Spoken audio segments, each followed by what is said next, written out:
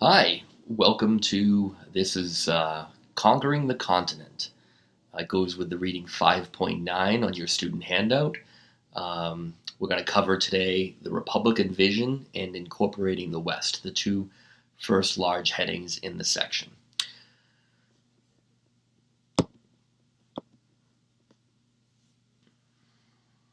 Hi, welcome to Conquering the Continent. This is the first video that goes along with chapter 15.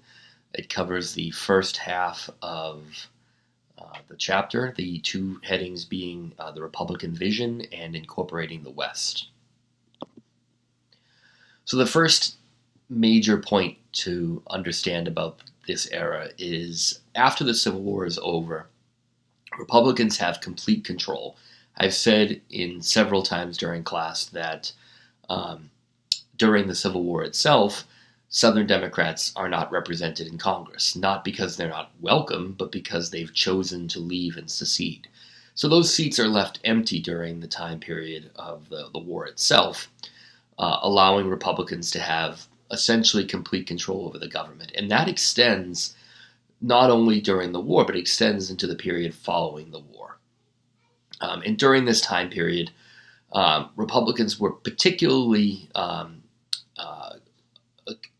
acutely aware of the reality that Democrats had, in their view, destroyed the U.S. economy, going all the way back to Andrew Jackson and the destruction of the Second Bank of the United States. The economic turmoil that had followed that was something they were particularly upset about. So they used this time period to pass a series of economic measures that they view are going to replace the existing economic system. They'll pass a new national banking system. It's not quite the third national bank, but it's an independent treasury system meant to regulate state banks.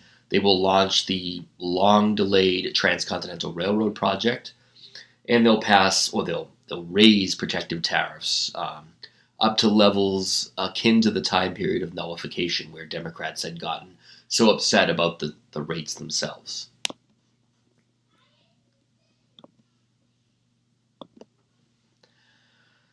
So the second major thing that the Republicans will do, other than remake the U.S. economy, is sort of start to look outward. This handsome guy that you see here is William Henry Seward, who was the Secretary of State under both Lincoln and Andrew Johnson.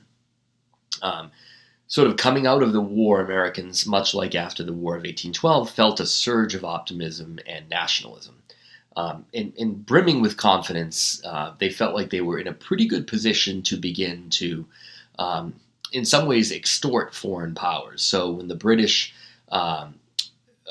were fairly embarrassed for having allowed Confederate ships to be built in British shipyards, the Union, now victorious, reaches out to the British with essentially guys, what were you thinking? You cost us millions of dollars in Union ships because you helped build Confederate ships, so you need to pay us back. The British agree to a system of arbitration, which is it's not the last time the British will enter into arbitration as forced by the United States. But through that arbitration, they agree to pay $15 million or so in damages to the United States, which is significantly more than Senator Charles Sumner wanted them to pay. He actually wanted us to push for the acquisition of Canada as damages for the building of Confederate ships, which is a little bit ridiculous. So, in addition to that, the United States during this period starts to think about conceptualizing the world in a different way. So we weren't going to enter into an era of imperialism through military conquest. Our view of imperialism, as morphed by William Henry Seward, was that we would approach imperialism through trade and economic relationships. And you see this throughout our relationship in the 25 years after the Civil War throughout all of Asia and Latin America. Right on our own back door, during the war itself, the French had played imperialism with Mexico by installing a French emperor onto the throne of Mexico. His name was Maximilian, it's often called the Maximilian Affair. Shortly after the American Civil War is over, the Mexican people rise up and murder, or let's say depose Maximilian, and reinstall free government in Mexico. But that they're in a position of weakness after that, ripe for America's pickings. During this time, the United States engages in an international sort of coalition of naval forces that go to visit Japan after Japan changes its mind about opening its doors to trade. And it's the Americans, the British, and the Dutch all travel all the way to Tokyo to basically say, you can't do this. We want to trade with you and you don't have a choice. So Seward had high hopes and dreams. He wanted to acquire Hawaii. He wanted to acquire the Philippines, things that, spoiler alert, the U.S. will do later on. But for Seward, these were dreams. He secures 2 major victories during his time as Secretary of State. He will get Congress to ratify the Burlingame Treaty, and the United States will also acquire. Additionally, the Republicans during this time period, as I said in the first slide, took advantage of the absence of Democrats in opposition to push forward with their great railroad project. Prior to the Civil War, most American settlement ended at the Mississippi River, with some exceptions like Texas, Missouri, and Louisiana, but the plains were largely closed off to American travel. Ultimately, people got to the West Coast, places like California, Oregon, and Washington, through a variety of overland trails that you've read about, like the Oregon Trail and the Santa Fe Trail and others. But that was a long and arduous journey.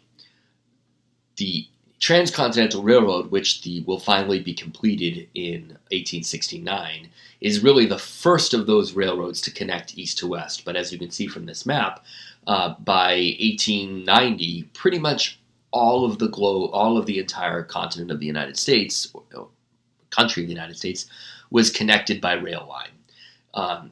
How do they manage to do this in such a short period of time? And I know 20 years seems like a long period of time, but for such vast railroad growth, this is at an astronomical exponential growth. So they pull it off through essentially a partnership between private and public money. There are a lot of parallels that we can see in modern economics to this, rather than rely solely on private enterprise to put forward the money for such a vast outlay of capital. Private companies, railroad companies, were given support by the federal government through land grants, federal subsidies, and in state and local support through the purchase of railroad bonds. All of these things, combined with the fact that during this post-Civil War period, the government frees up the ability to go corporate. Prior to, when we learned in period 4, that Commonwealth system where private companies became corporations because they were granted a charter by a state or a local government to perform a state or local service for the entire Commonwealth. In this post-Civil War period, becoming a corporation is as simple as applying for a state charter. It became far easier. The federal government and the federal courts begin to protect corporations in ways that they hadn't protected them before. So those factors combined, land grants, railroad bonds, and corporations, will make this possible, make it appealing for railroad companies to lay railroad lines through Omaha, Nebraska, or through rural Wyoming, rather than focus purely on urban centers. The advantage of the railroad is pretty clear. It can run night and day, doesn't need to worry about traveling around you can just cut a path for the railroad and it will get there. It's relatively cheap to run, and the travel was much faster than anything that had been previously seen. Okay, the next major piece of the Republican platform was the tariff. Goes without saying, I've said it many, many times, that the federal government cannot tax income during this period. So they have a very limited supply very few limited means to raise income for the United States. They can essentially sell land out west, and they can tariff imports. That's pretty much it. They can tax various goods through excise taxes, but that's pretty limited. And to make matters worse, coming out of the American Civil War, the United States, even after repudiating the Confederate debt, still were carrying billions of dollars in federal debt. So they had to find a way to pay this off. Conveniently, Republicans, like their Whiggish predecessors, always believed in a protective tariff. So that's precisely what they do. They pass a series of tariffs on every manufactured goods, from steel products to textile goods, trying to prevent competition from foreign goods. And the tariffs work.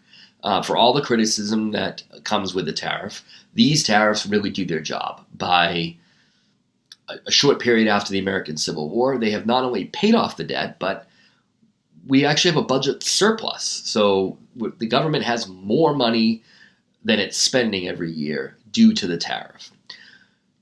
Because of that, tariffs become extremely controversial. And for one of the big takeaways for this period, which this is 5.9, it's the final lesson in period 5. But into period 6, one of the major takeaways is the battle over the tariff. So it's important to understand, and I know I've said it before, but I'll say it again, why tariffs are popular for some and why they're unpopular for others. Republicans believe strongly that the tariff protected American workers, that the tariff prevented American companies from having to compete with cheaper foreign goods, and therefore could make more money, use that money to reinvest in their companies, pay workers more, and provide a steady source of employment for their employees. Democrats largely argued against the tariff. Representing the interests of workers, they felt like all the tariff essentially did is fatten the pockets of the ultra-wealthy business industrialists, and rather than and essentially cut out the ability of American consumers, working class Americans, from buying the cheapest possible goods available. Say you want a plow. You want to buy the cheapest plow you can that's made the best, combining those two factors. And the tariff prevented you from buying a cheaper plow that was made in Germany. Instead, you were saddled with buying the more expensive, maybe just as well made, but maybe not, American-made plow. Republicans advocated for the tariff because they believed their solution prevented the poverty that went along with European industrial revolution. In reality, Democrats argued that's not happening, that the poverty that exists in Europe by 1880 was clearly also present in the United States, despite the fact that the tariffs were in place. So it's important, as always, to remember that there are two sides to every political argument, and both of them have a little bit of right in both of their stances. So it is true that the tariff helped pay off the debt, that the tariff protected infant industries so that they could build stronger, more robust infrastructure. But it's also true from the Democratic point of view that urban workers didn't benefit as much as they could have.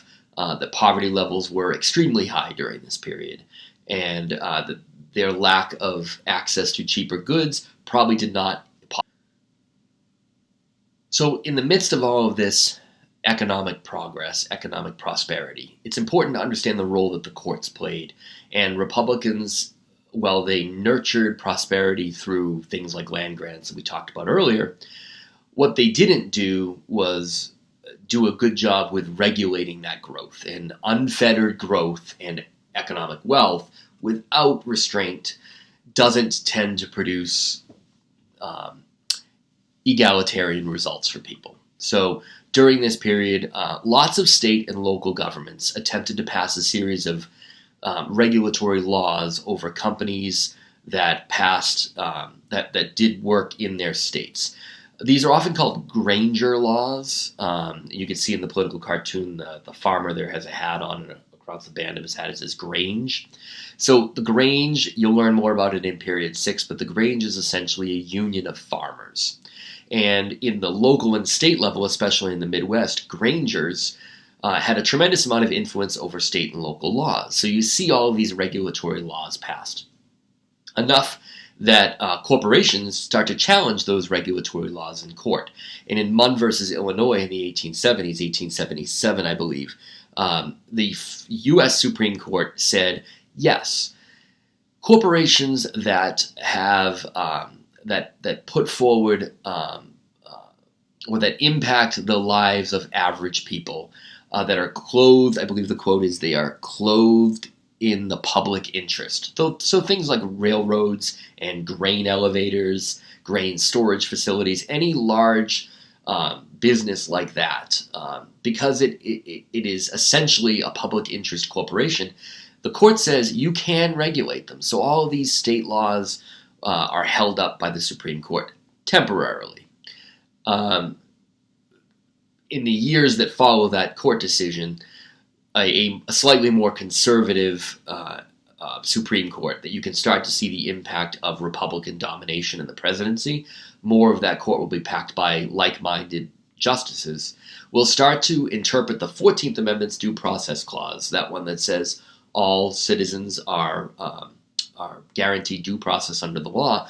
They'll start to use that and interpret that as saying corporations are people and therefore cannot be denied their due process under the law, which includes excessive regulation.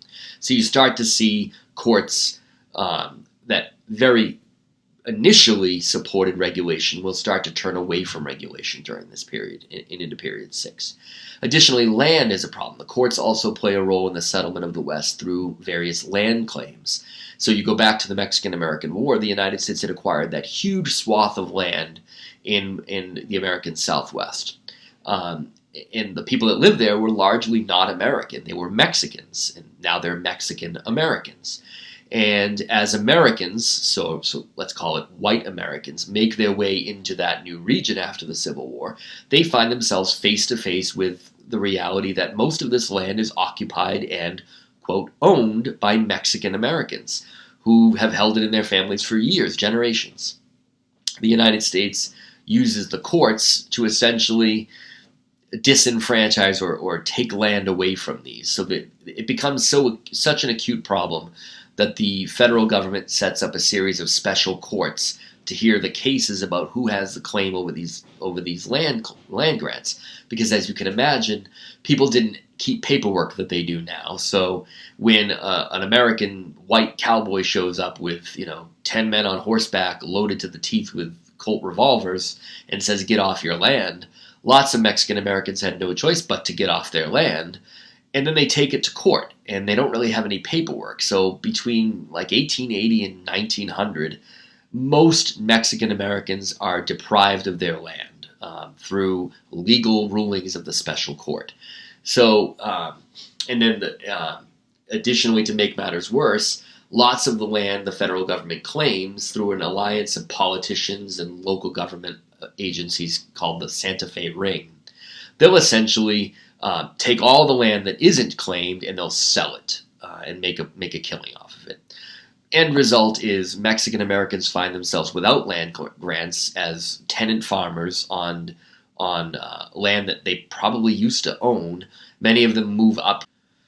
So it's also important to understand money. Easy, right? You want it, you want more of it, you want to spend it. But during this period, money was a really big problem for the federal government. They had spent a lot of money to fight the Civil War, and they had paid for that through money that was not backed by gold and silver. It was essentially what they called greenbacks, paper money printed by the federal government, designed entirely and built entirely off of the public faith in the value of the money. So they have to figure out what to do with all of these greenbacks. The U.S. Geological Service had informed the federal government that they expected way, way more silver to be found in the U.S. and the ground than gold in the next several years. And for 100 years, the United States had minted both gold and silver at a very specific ratio. Lenders feared that if we find all this silver and no more gold, we're going to have way more silver. We won't be able to keep up with the proper ratio, and it will devalue money. And devaluing money, if you're a bank, that's not a good thing because people are going to pay their debt to you in devalued money. You want money to maintain its value so that when you collect your debts, you're not getting screwed out of money there. So, led by Great Britain, the rest of the world is adopting what's called the gold standard, an agreement that all of the money that's printed by that government will be supported by the amount of gold that's in reserve in the banks. The U.S. Will follow that. In 1873, with the Coinage Act of 1873, which critics will call the crime of 1873, they will agree that they're only going to print gold. No more silver, just gold. So you have all these people that are called bimetallists or bimetallic people. They want money to be backed by gold and silver, two metals, bimetallic. They're going to lose. And this is going to make a lot of people unhappy because in the midst of economic prosperity, the United States is going to make the decision to cap its money through gold reserves only. And rather than get more money out there in circulation, average people are going to have less access to hard currency because banks are not going to be printing and lending. Government is going to be printing money because they don't have the money to back it in gold. So it's severely going to contract the ability of average people. So when we talk about incorporating the West, the United States has now acquired and has, through the railroad, access to all of this land out west. And we see, as predicted by the U.S. Geological Services, the great Comstock lode of silver will be discovered in Nevada, will result, instead of a gold rush, a silver rush. And Virginia City is a great example of one of these mining towns that will go from literally nothing in the backwater of rural or desert-like Nevada into this thriving metropolis, which once all the silver is gone, will just turn into a ghost town. The U.S. tries to throw a bone to average miners by passing the General Mining Act of 1872, which authorizes anybody that discovers minerals on federal land to keep that, which sounds like a pretty good deal. I know all of us envision that idea of the gold and silver miner with the panhandler, at the edge of the river, shaking out the sand and discovering the gold or the silver nuggets at the bottom of his little pan. But that's not the reality for the vast majority of American mining. Because once the surface minerals are cleared, most of the wealth of the United States mined minerals are deep underground and requires significant financial investment through consortiums of affluent businessmen that can put forward the capital to build these large steam-operated mining tools to get deep into the earth to get those minerals and extract them. One of the good things that comes out of this, in addition to all the wealth that we extract from the earth, is it turns the Pacific Northwest, like Oregon and Washington, into the great supplier of timber and produce for all of the mining operations in the American Southwest and California. Someone needs to provide them with food and timber because there's no wood, there's no forests out there. So Seattle becomes the thriving metropolis that it will eventually grow into today. But even eastern Washington, like Tacoma, turns into an economic powerhouse, coupled with the fact that the third route of the Transcontinental Railroad ends up cutting through. In addition to mining, ranching and cattle herding was another major economic powerhouse during this period. First obstacle to that was clearing out the bison. Millions of herds of bison filling the Great Plains that the natives hunted were gradually eradicated by American cattle ranchers and cowboys. And it was really largely just to decimate them. Most of the meat was left just to rot. They took the fur and left it. By the 1880s, the bison were all but destroyed, opening up the Great Plains to what would become the long drive, because American long cattle in Texas could reach rail lines in southern Missouri. So cowboys began to drive a long drive to take these herds of cattle up north to Abilene, Kansas, so that they could put them on trains, send them into the east to feed. It's okay. It's fine. He's fine.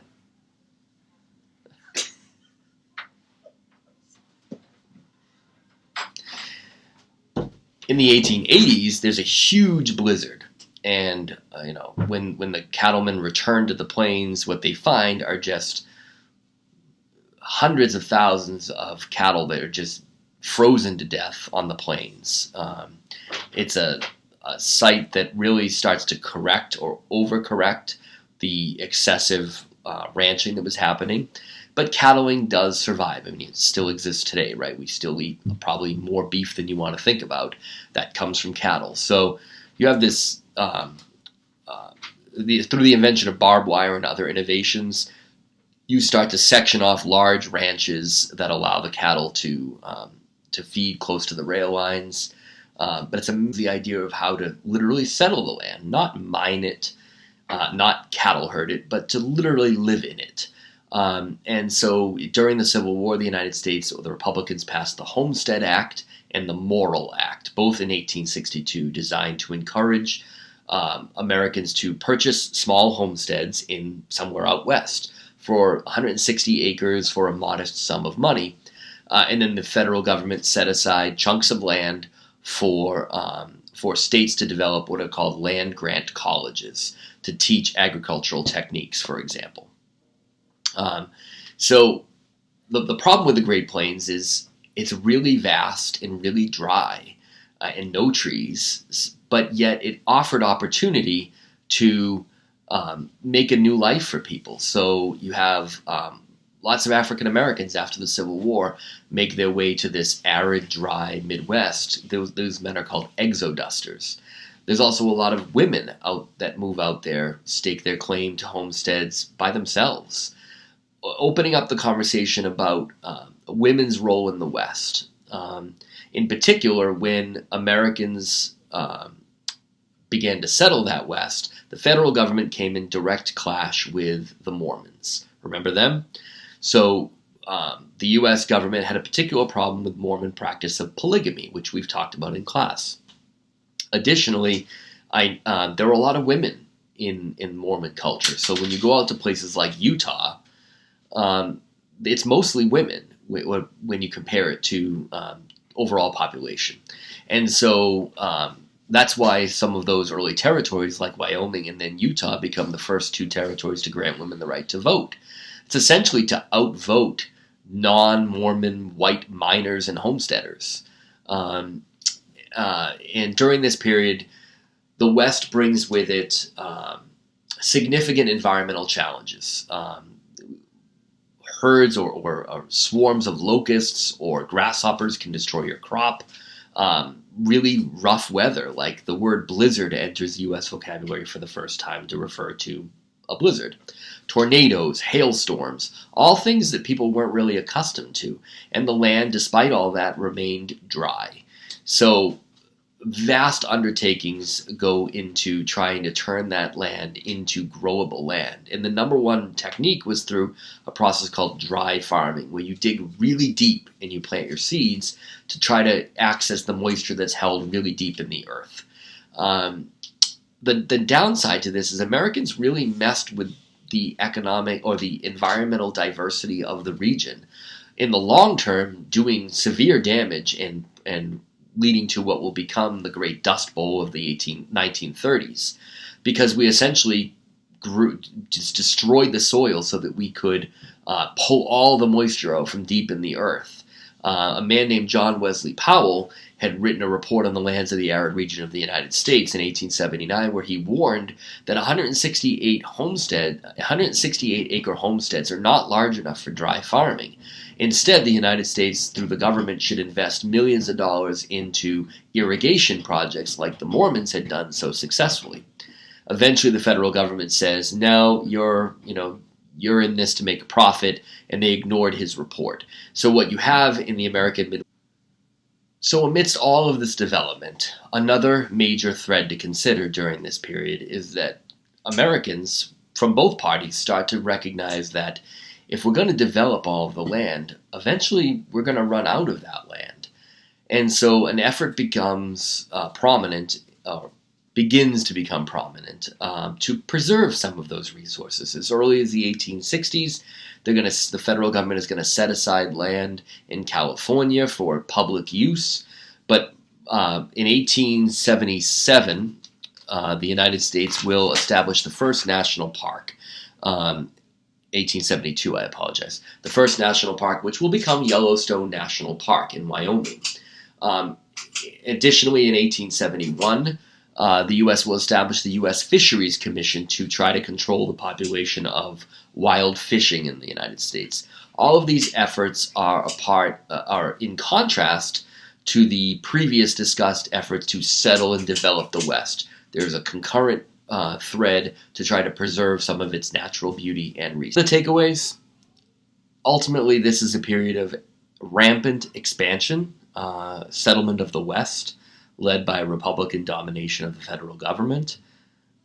The Republicans will support big business through tariffs, corporations through railroad land grants, and alongside the growth of business and the settlement companies like mining companies is the average farmer, the average consumer, and the impact that all of this has on them, from the role of women in the West to the struggles of homesteaders in the Midwest, and the plight of all consumers following the decision to go with gold as the one standard of currency.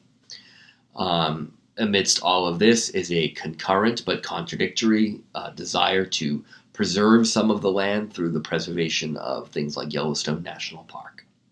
A lot of this content is really a springboard to the content that's in Period 6, where we'll discuss that same level of expansion, but in the urban centers of the East and the West.